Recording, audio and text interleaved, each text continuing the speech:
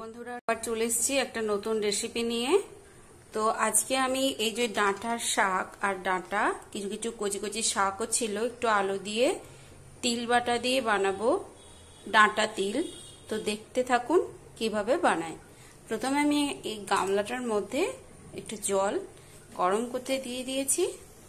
তো এই জলটার মধ্যে আমি এরপরে একে একে সমস্ত কেটে ধুয়ে রাখা আলু ডাঁটা শাক সমস্ত কিছুই দিয়ে দিচ্ছি। এই শাকগুলো অনেকে ফেলে দেন, কিন্তু শাকগুলো যেহেতু খুব কচি ছিল তাই আমি এখানে অ্যাড করে দিলাম।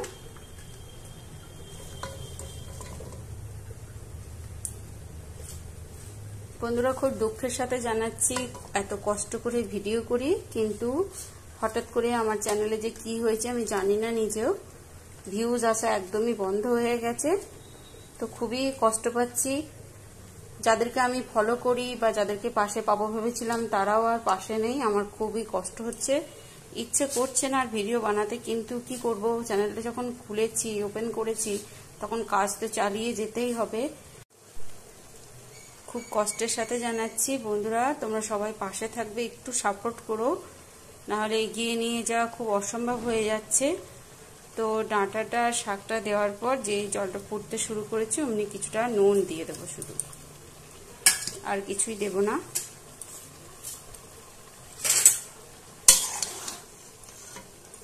এবার একটু নেড়ে চেড়ে মিশিয়ে দিয়ে ঢাকা দিয়ে 7 থেকে 10 মিনিট মতো আমি একটু ফুটিয়ে নেব।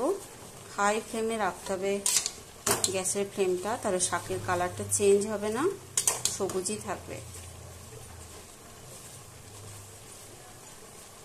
একটু নাড়াচাড়া করে দিলাম। বন্ধুরা দিয়ে দিচ্ছি চাপা ঢাকা।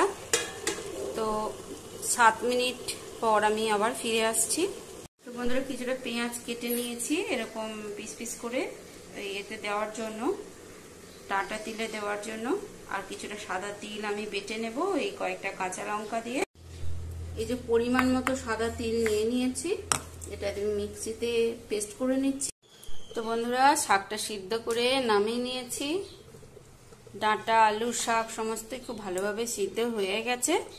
এবার আমি কড়ার মধ্যে যে সর্ষের তেলটা দিয়ে দিলাম, এতে একটা শুকনো লঙ্কা ফোড়ন দিয়ে দিচ্ছি। তো বন্ধুরা ফোড়নটা ভাজা হয়ে গেছে, এবার দিয়ে দেবো কিছুটা পেঁয়াজ কুচানো।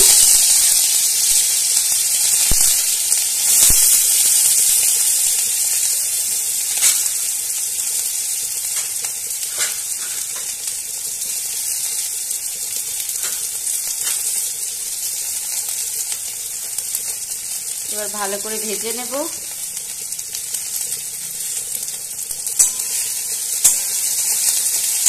তো বন্ধুরা পেঁয়াজটা ভাজা ভাজা হয়ে গেছে, এবার আমি মিশিয়ে দেব শাকটা।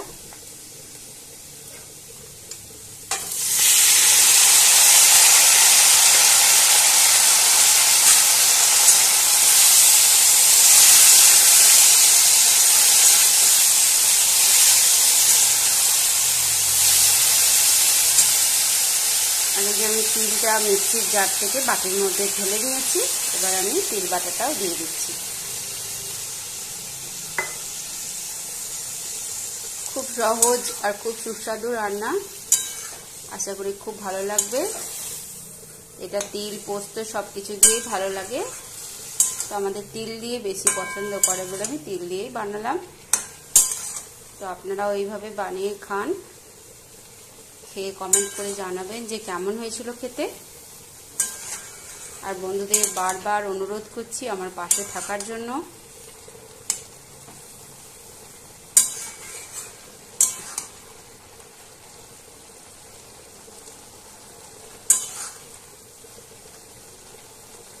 আপনারা পাশে থাকলে তবে আমার অনুপ্রেরণা বাড়বে, আমি আরো এগিয়ে যেতে পারবো।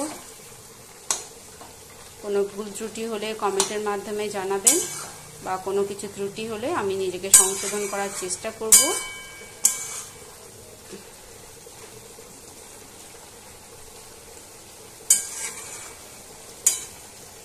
তো বন্ধুরা ভালোভাবে ফুটিয়ে নিয়েছি, এবার দিয়ে দিলাম একটা চেরা কাঁচা লঙ্কা আর সামান্য পরিমাণ চিনি।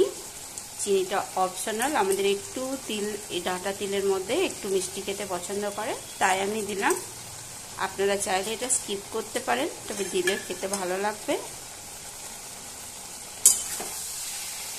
আবারও নাড়াচাড়া করে ভালোভাবে মিশিয়ে নিচ্ছি।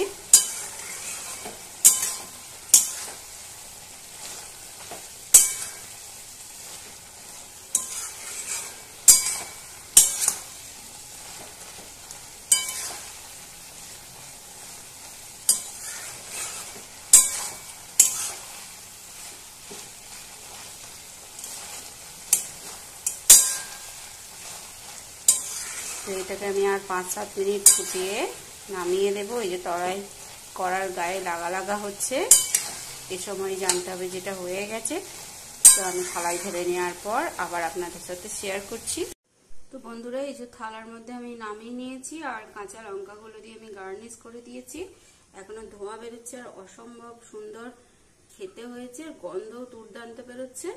তো আপনারা অবশ্যই একবার বানিয়ে এইভাবে খেয়ে দেখবেন।